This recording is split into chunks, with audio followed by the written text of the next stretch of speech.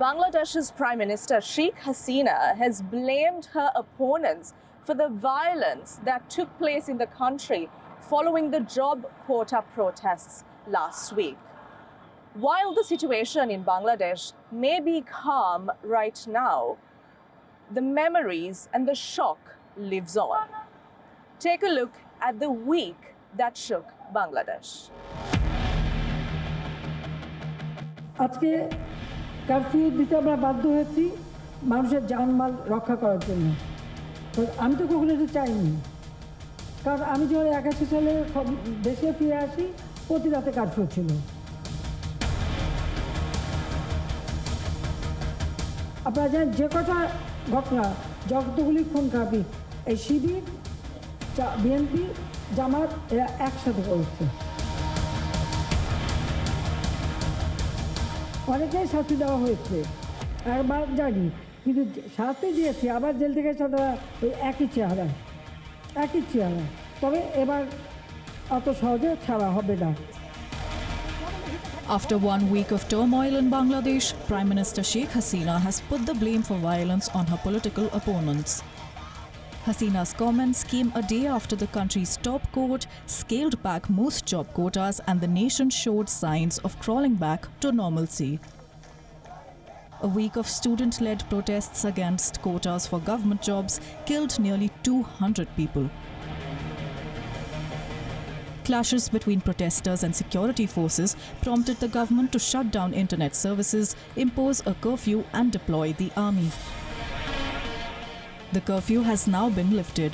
There's a tense calm that says there's still an anger simmering below the surface. This was perhaps one of the worst unrests under Sheikh Hasina, who won a 4th straight term in power in January. The opposition had boycotted the elections. Prime Minister's remarks on the whole incident and blaming us, being BNP mainly, is totally baseless. It is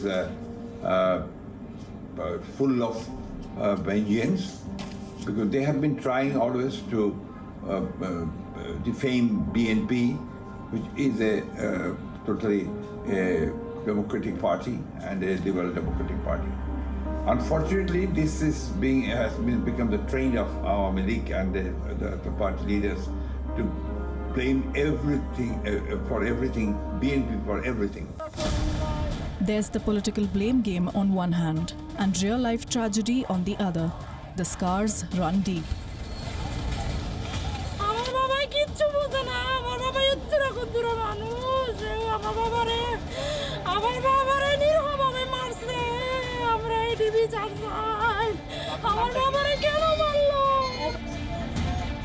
As clashes intensified last week, foreign nationals living in Bangladesh looked for a way out. The border into West Bengal and Tripura held up hope for Indians as well as Nepalis, Bhutanese and more. Countries like Malaysia pulled out its nationals by planes. Close to 5,000 Indian nationals were moved out, most of them students. The situation in Bangladesh is getting worse. It was horrific. Jails, factories and vehicles have been put on fire.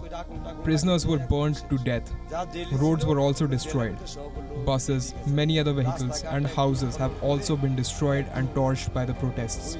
There is nothing left.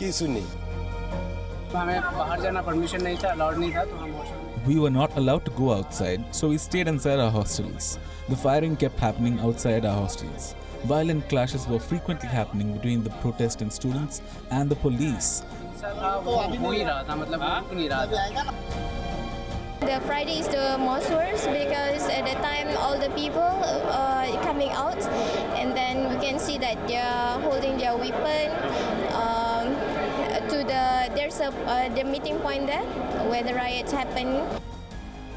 The 5-day shutdown drastically restricted information flows and upended daily life for many.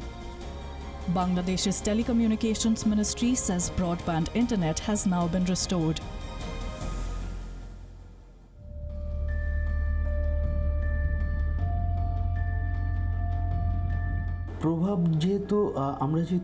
As our work is international, we are fully affected by the internet shutdown. If I talk about my own situation, I'm facing a loss of around $330 every day. 39,000 revenue loss. Situation I was in the telecom industry for 22 years. I've never seen something like this. Telecom ইন্ডাস্ট্রিতে চাকরি করেছি।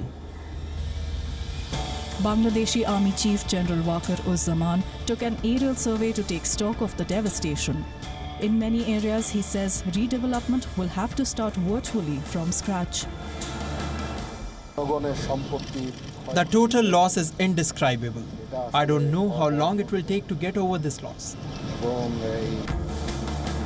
Amid an economic downturn and high youth unemployment, a situation like this pushes Bangladesh to the brink. Can Sheikh Hasina put the nation back together?